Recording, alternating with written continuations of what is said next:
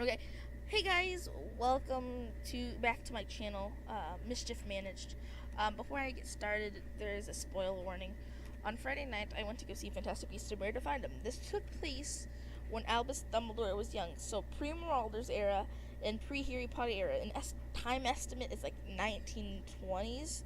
The story is about the textbook Fantastic Beasts and Where to Find Them, which is mentioned in the book and is on the school supply list in the first movie. The textbook is used for magical creatures course that Hagrid teaches. Enough of that. So the story follows Newt Scamander's journey through New York City with his suitcase filled with magical creatures, or where he keeps his creatures in.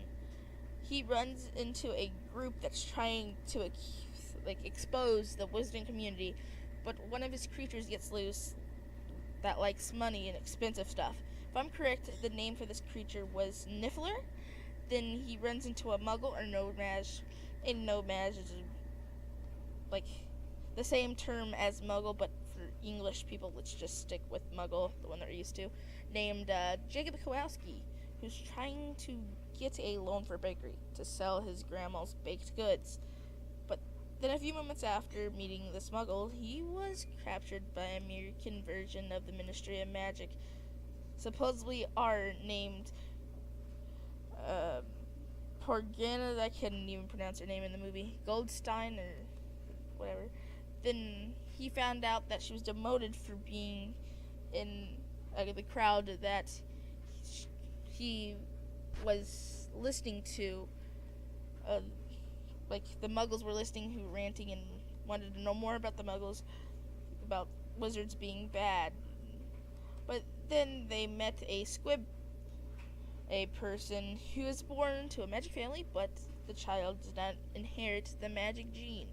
For example, like our loving Filch, the cat-loving, grouchy guy. But his name is Credence Barbone, an adoptive son of the witch-hating woman that was leading the group. He was manipulated by Grindelwald, who took interest in the young boy, who was an obscure, and the boy killed people by being told what to do by Grindelwald.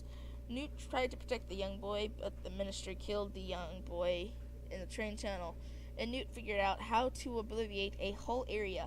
But then the American Wizarding community has this role where wizards can't communicate with Muggles or even have a relationship with one.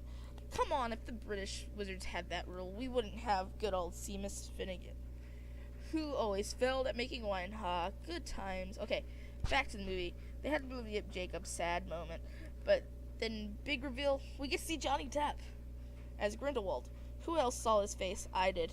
And I'm like, ooh, it's Johnny Depp, but we get to see the Muggle again, but good old Newt gives him some shells, and he gets his bakery after all, after not getting a loan. Not his biggest trump. Oh well, pretty much that's the movie.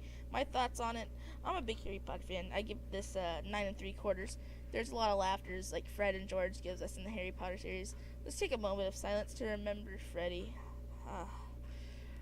I can't wait for the series to see a very young Albus Dumbledore, Aberforth, and their little sister. Maybe we get to see the great battle between Albus and Grindelwald and see who actually killed Albus's and Aberforth's little sister. I'm expecting a lot from this movie series since I'm an avid, like a big Harry Potter fan. I loved the movie. There was a lot of laughters.